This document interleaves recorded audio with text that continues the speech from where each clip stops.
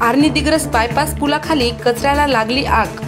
अग्निशमन दलाने आग आणली आटोक्यात। नमस्कार, आपण पाहत आहात माय India news channel.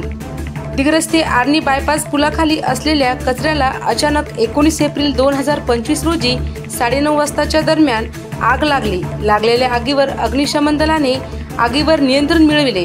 Digras Arni bypass पुलाखाली असलेल्या कचऱ्याला भीषण आग लागली। या पुलाशेजारी वाल्मिक नगर स्थित कुटुंबीय वास्तव्यास आहे। आगीने रौद्र रूप धारण केले होते। यावर अग्निशमन दलाचे अश्विन इंगळे, सागर शेळके सह टीमने आगीवर नियंत्रण मिळवल्याने सुदैवाने होणारी हानी टळली। यावेळी पोलीस निरीक्षक सेवानंद वानखडे सह पोलिसांनी रस्त्यावरील वाहतूक रोखली।